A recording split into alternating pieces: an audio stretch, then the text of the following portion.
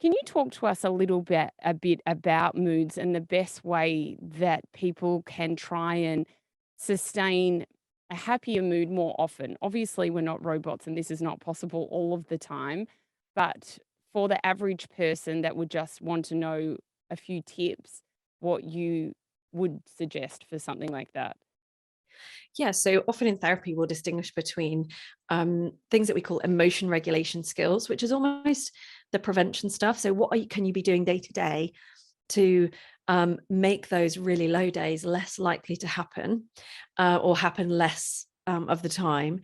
And then there's perhaps distress tolerance skills, that those skills that get you through when really low mood does hit, and you've just got to get through it, and you've got to sort of support yourself through while it passes.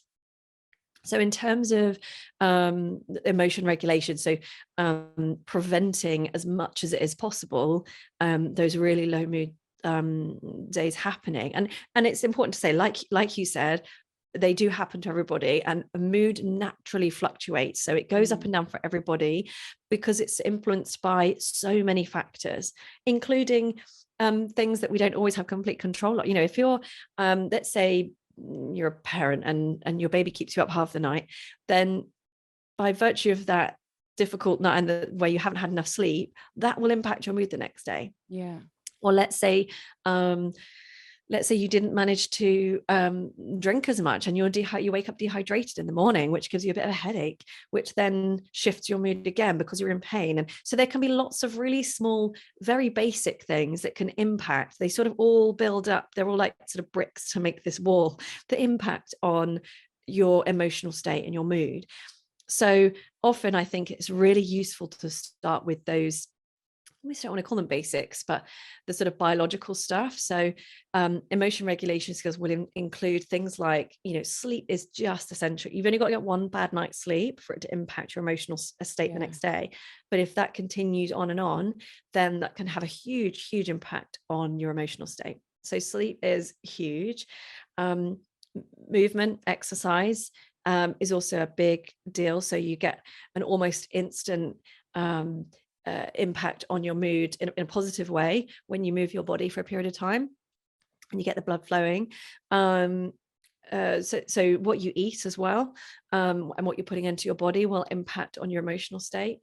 So for example, I don't know if you um, feel that you're struggling with anxiety, but maybe you are drinking lots of caffeine, for example, Mm, then that will also be contributing to that anxious state, those sorts of things. Um, and routine as well. So if you have a sense of routine, or if you're like, that could be really difficult for people who do shift work.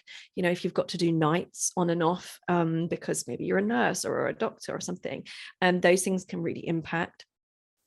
But also social connection. If I think the last few years have really woken us up to the impact of not having good quality human connection. It yeah. has a huge impact on how you feel. So I think I often, actually, when I'm working with people in therapy, I'll have those 5 things. I think those 5 things are part of your core foundations for good mental health in general. So your Mm, social contact, routine, good nutrition, sleep, and exercise. yes. You take those 5 things, you just write them down on a post-it note, stick them on the inside of your wardrobe door, and each day, not getting kind of perfectionist about it and saying you have to do them right every day, but noticing when life is pulling you away from one or the other, and making a considered effort to draw back towards them. So what's one thing I could do today to improve my nutritional intake? Could Mhm. I add some extra vegetables to my dish today because I didn't have any yesterday? Or could I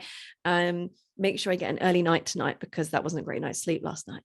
And just always adding something extra in there to improve on those, because if you have a really solid foundation, then all these other things that can come into impact on your mood will have less power over you.